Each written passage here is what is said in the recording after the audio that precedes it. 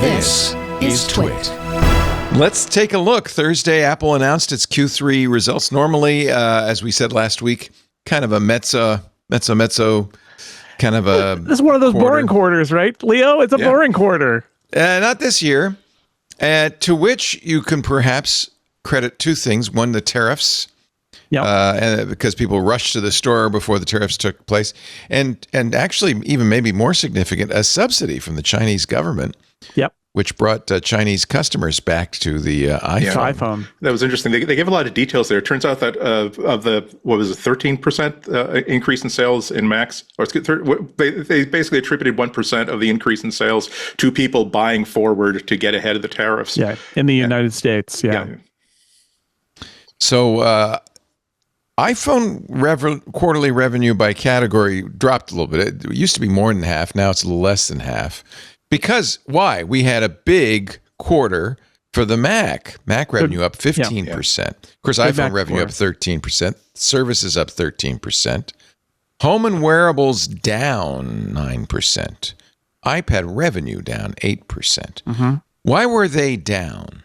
Well, Apple will tell you that the iPad revenue, I think this is fair, the iPad revenue is down versus the year-ago quarter because the year-ago quarter, they introduced some new iPads. It had some nice Pros. Including those iPad Pros. Yeah. So that's always going to be tough. As they say, they call it a tough compare, which is a weird bit of jargon. Yep. But you get used to the weird bit of jargon. So iPad down for that. Wearables, home and accessories. Funny story when you don't really think of it this way, but like, they attributed that to the iPad tough compare. And you're thinking, well, why? What? Huh? It's not the iPad category. But guess what? When people buy iPads, they buy keyboards and cases and Apple Pencils. And all of that's in the other category. It's not in the iPad category. It's in this accessories part of wearable home and accessories. But yeah, those two categories are down. Services continues to march up. But really good quarter for the Mac, some of which is definitely pulling ahead purchasers. Because, again, remember back to April and May, where people were convinced, like with tariffs, the prices might go up any time. And it's a little like back in the pandemic, where you had that moment where you think, well, I kind of need a new Mac or I kind of need a new iPhone, but I haven't, felt the impetus to go do it. I know I'll buy one eventually.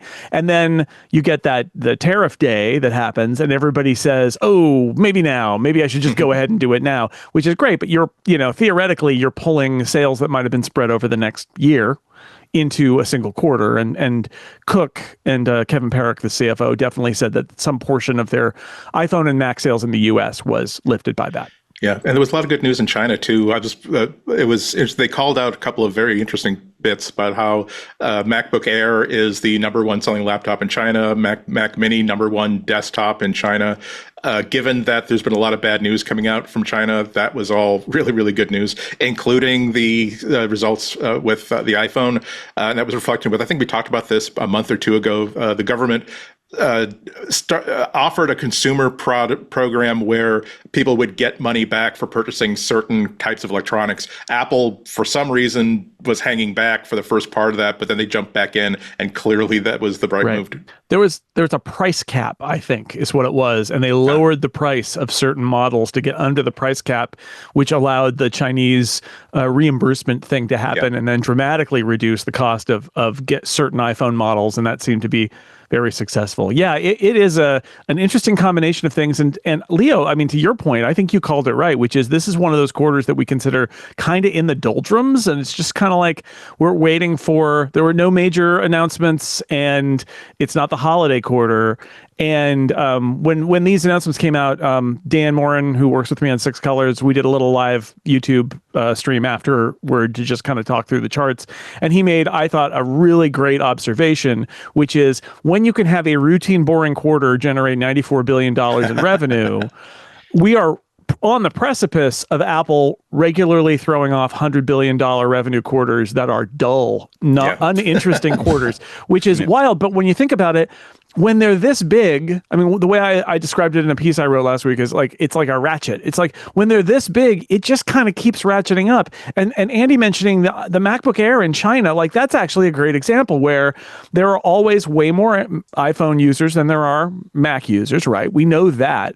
But like what's the upside for the Mac in China? It's like almost nobody has one, even though they have a market share, almost nobody has one, but all these people have iPhones. Every single one of those people is a potential new to Mac customer, and they said they got a lot of new to Mac customers. Yeah. They said, and then this is all worldwide. If you think about the iPhone and the Apple Watches and iPhone accessory, there's so many more iPhones out there than there are Apple Watches, that even though we think of the Apple Watch as this 10-year-old product that's just sort of like, it's around and it's fine, but like from Apple's perspective, every one of those iPhone users is a potential Apple Watch buyer. And they said half of the Apple Watch purchases last quarter were from people who had never bought an Apple Watch before. So that kind of like just creeping, oozing, kind of like, you have one and eventually you'll buy another or maybe a third Apple product.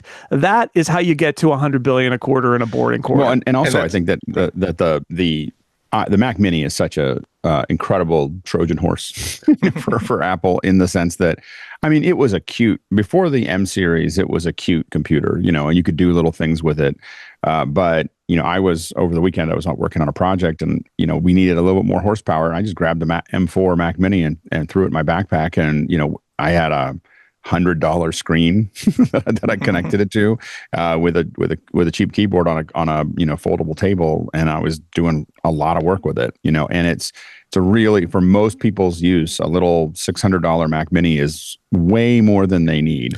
Especially if they've already got their PC monitors around and other things like that. It's not much for them to switch over. So I think it's a great switchover computer. Yeah. Can I say something honest that I'm evaluating? It's 2000 end of 2025, beginning of 2026. I'm going to have to update my MacBook. I'm going to have to update my Mac Mini, and I'm actually thinking about offsetting it and saying, well, what if I get a Mac Mini and if I need it in a mobile situation, like coming here to podcast, I'll just use my iPad as an external display and basically make that my mobile powerhouse, because it's easier to go with like $800 to a nicely kitted out Mac Mini before I spend $2,000 on a MacBook with Pro with the stuff that I needed to do. And at $2,000, I don't know is amazing. I don't think that at $2,000 it's as useful. A laptop is as useful as I carry a laptop around. Like, I need a battery. For me, it is. I need. Oh no, for you it is. Like for me, I carry the laptop around, but it's to me, I'm not willing to invest in a laptop at this point. I either need way more power or way less power. And you look at, I mean, even like I have all these little M1s, and you can go out and buy these for an M2 Mac Mini for $385. Yeah. And it's gonna, I have little M1s just stacked up here that do all kinds of work for me, and they're remarkably fast. And so I think that it's such a great market for Apple since the M series. Before the M series, it was like glue. You do little things with it, but since the M series came out, it's been really a magical little device. But getting back to what Jason was saying, one of the very, very positive and remarkable things is that the retention is not just the growth of the market, and the retention is also happening worldwide. SERP had a report, I think it was released just this week, talking about.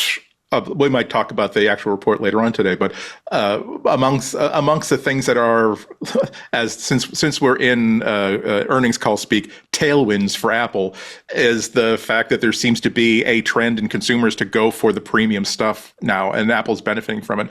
And the data is showing that when, despite all the competition in China from having essentially a national phone brand, Huawei, that's making some amazing phones, that's also making some amazing phones, not only are they growing iPhones, but people are replacing their old iPhones with new iPhones, and they're with new Apple accessories. So Apple is really starting to win a cult, so to speak, inside of China, which was a year or two ago, we might have thought that maybe Apple is not going to be in such a good place in 3 or 4 years there. Maybe if they had better AI story, they'd make as much money as Microsoft did in the quarter. But oh well, Microsoft actually became a $4 trillion business after its quarterly results, same day. They made a little more money, $24 billion, but $23 billion in 12 weeks ain't, anything to sneeze at. Obviously. It's okay. I mean, it's fine. They did fine. Also, their margin was 46.5% total margin, which is bananas. Yeah. And a thing that I wanted to throw in last year during this quarter, where they had kind of like a fairly low product quarter and services kept on chugging along, I realized, and we talked about it a year ago, that one of these days there's going to be a quarter where Apple makes more profit on its services than it does on its products, which, it can be overstated, right? Because the services revenue firmly comes from people who bought their products. It's not freestanding. It's built on primarily the iPhone. But that said, this quarter, they didn't quite get there, but they got really close. Because again, you've got the product margins, which are not bad, but then the services margins are like in the 90%. They're pure profit. Well, there was a caution from the CFO, Kevin Parikh. Parikh? How do you say that? I said Parikh. Parikh. I don't know, Kevin. Who said, as we move into the September quarter, I'd like to review our outlook, which includes types of forward-looking information. The color we're providing assumes that global tariff rates, policies, and applications remain in effect as of this call. Indeed.